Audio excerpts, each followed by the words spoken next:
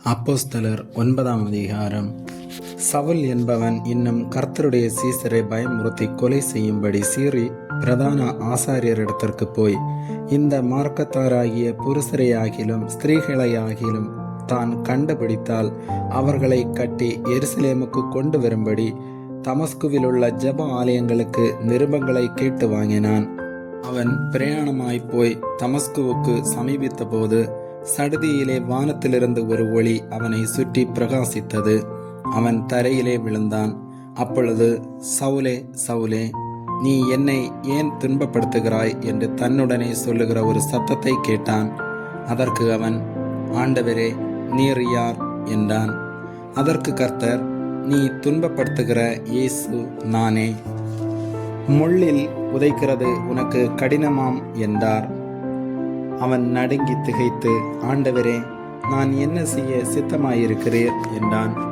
அதற்கு கர்த்தர், நீ எழுந்து பட்டணத்துக்குள்ளே போ, நீ செய்ய வேண்டியது அங்கே உனக்கு சொல்லப்படும் என்றார்.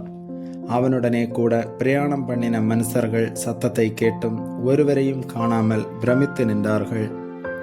சவுல் தரையிலிருந்தெழுந்து தன் கண்களை திறந்தபோது ஒருவரையும் காணவில்லை. அப்பொழுது கைலாகு கொடுத்து அவனை தமஸ்குவுக்கு கூட்டிக் கொண்டு போனார்கள். அவன் 3 நாள் பார்வையில்லாதவனாய் புசியாமலும் குடியாமலும் இருந்தான். தமஸ்குவிலே அனனியா என்னும் பேருள்ள ஒரு சீசன் இருந்தான். அவனுக்கு கர்த்தர் தரிசனமாகி, அனனியாவே என்றார். அவன், ஆண்டவரே, இதோ அடியேன் என்றான்.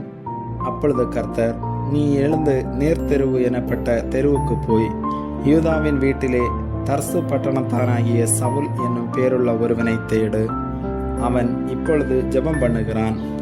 அனனியா என்னும் பேருள்ள ஒரு மனுஷன் தன்னிடத்தில் வரவும் தான் பார்வையடையும்படி தன்மேல் கையை வைக்கவும் தரிசனம் கண்டான் என்றார்.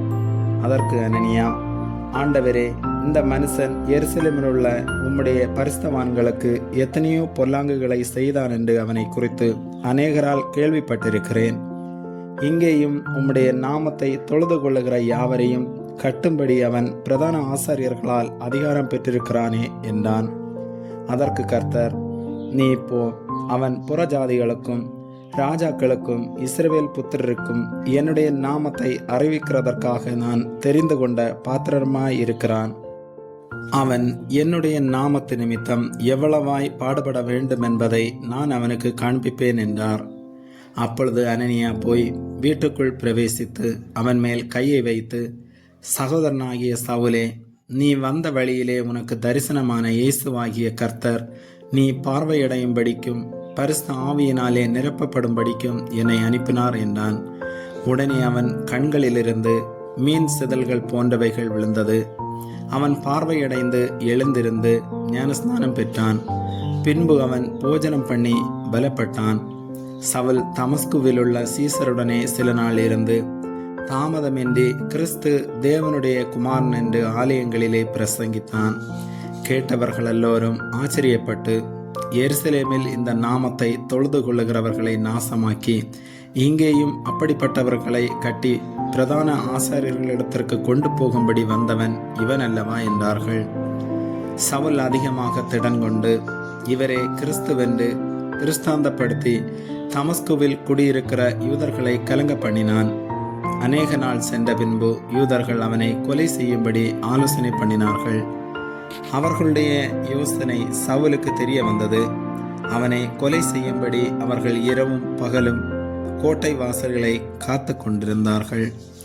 சீசர்கள் ராத்திரியிலே அவனை கூட்டிக் கொண்டு போய் ஒரு கூடையிலே வைத்து மதில் வழியாய் இறக்கிவிட்டார்கள். சவுல் எருசலேமுக்கு வந்து சீசருடனே சேர்ந்து கொள்ள பார்த்தான். அவர்கள் அவனை சீசர் என்று நம்பாமல் எல்லாரும் அவனுக்கு பயந்திருந்தார்கள்.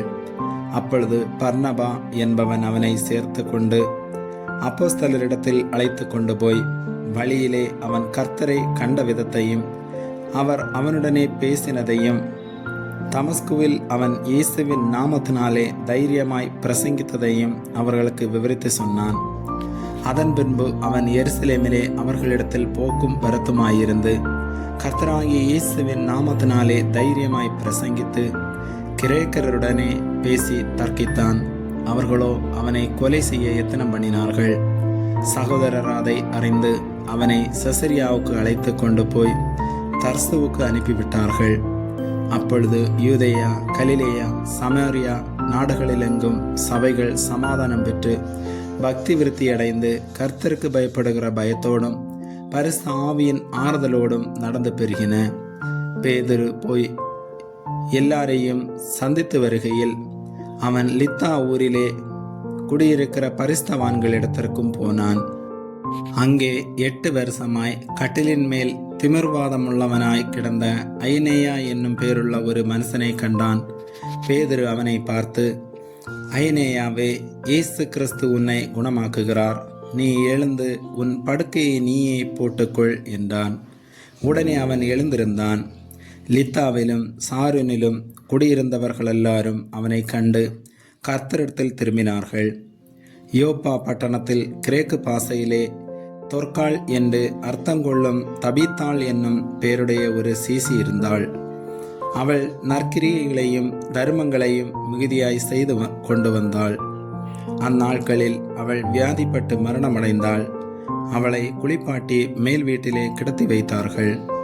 யோப்பா பட்டணம் லித்தா ஊருக்கு சமீபமானபடியினாலே பேதுரு அவ்விடத்தில் இருக்கிறான் என்று சீசர்கள் கேள்விப்பட்டு தாமதமில்லாமல் தங்களிடத்தில் வர வேண்டும் என்று சொல்லும்படி 2 மனுஷரை அவனிடத்திற்கு அனுப்பினார்கள். பேதுரு எழுந்து அவர்களுடனே கூட போனான். அவன் போய் சேர்ந்த பொழுது அவர்கள் அவனை மேல் வீட்டுக்கு அழைத்து கொண்டு போனார்கள். அப்பொழுது விதவைகள் எல்லாரும் அழுது தொற்காள் தங்களுடனே கூட இருக்கையில் செய்திருந்த அங்கிகளையும் வஸ்திரங்களையும் காண்பித்து அவனை சூழ்ந்து நின்றார்கள். பேதுரு எல்லாரையும் வெளியே போக செய்து முழங்கார்படியிட்டு ஜெபம் பண்ணி பிரேதத்தின் புறமாய் திரும்பி, தபீத்தாளே, எழுந்திரு என்றான். அப்பொழுது அவள் தன் கண்களை திறந்து பேதுருவை பார்த்து உட்கார்ந்தாள். அவன் அவளுக்கு கை கொடுத்து அவளை எழுந்திருக்க பண்ணி பரிசுத்தவான்களையும் விதவைகளையும் அழைத்து அவளை உயிருள்ளவளாக அவர்களுக்கு முன் நிறுத்தினான். இது யோப்பா பட்டணம் எங்கும் தெரிய வந்தது. அப்பொழுது அநேகர் கர்த்தரிடத்தில் விசுவாசம் உள்ளவர்களானார்கள். பின்பு அவன் யோப்பா பட்டணத்திலே தோல் பதனிடுகிறவனாகிய சீமோன் என்னும் ஒருவனிடத்தில் அநேக நாள் தங்கியிருந்தான். ஆமேன்.